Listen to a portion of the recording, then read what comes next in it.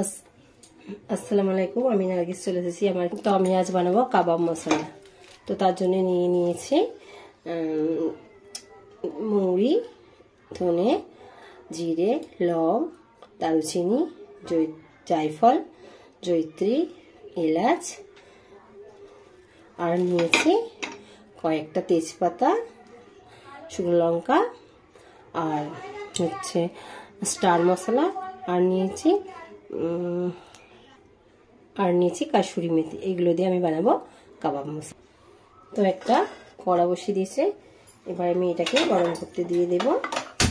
কি সময়ের জন্য গরম করতে দিয়ে দেব। তো আমি কড়াটা গরম হয়ে গেছে। এবার দিয়ে দিচ্ছি শুকনো লঙ্কা। এগুলোকে ভালো করে রোস্ট করে নিতে হবে, ড্রাই রোস্ট। তো এগুলো হয়ে গেছে, এগুলোকে তুলে নিচ্ছি।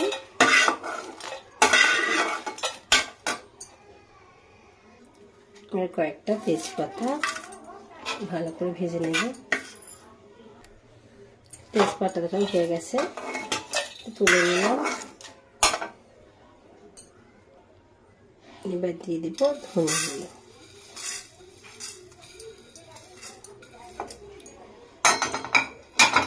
ধনেকেও ভালো করে ভেজে নেব। ধনেটাও হয়ে গেছে ভালো করে ভাজা। এবার ধনেটাকে নামিয়ে নেব। ধনেটাকেও নামিয়ে নেব। এবার দিয়ে দিচ্ছি জিরে আর মৌরি, দুটো একসঙ্গে দিয়ে দিচ্ছি। এটাকে খানিকক্ষণ নাড়াচাড়া করে নেব। এর সঙ্গে এবার দিয়ে দেব কাসুরি মেথি, এটাও দিয়ে দেবো এর সঙ্গে।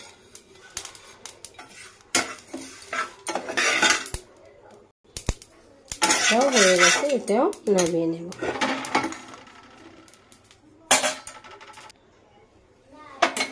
এবার দিয়ে দেব কয়েকটা লং, দারুচিনি, এলাচ আর জয়িত্রী। এগুলো সব একসঙ্গে ভেজে নেব। জয়িত্রীটা ভেঙে দিলাম।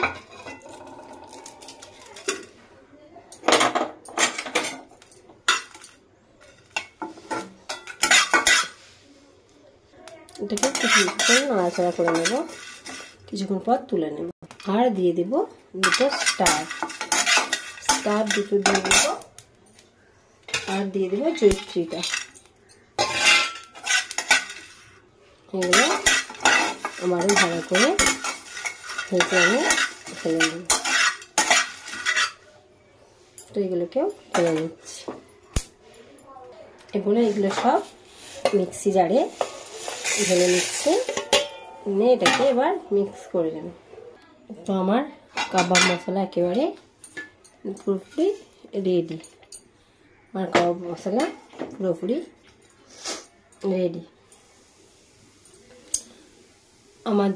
আমার রেসিপিটা যদি আমার এই কাবাব মশলা যদি আপনাদের ভালো লাগে, তো আমার চ্যানেলে সাবস্ক্রাইব করুন, লাইক করুন, শেয়ার করুন, আর কমেন্ট বক্সে জানান কাবাব মশলাটা কেমন হয়েছে।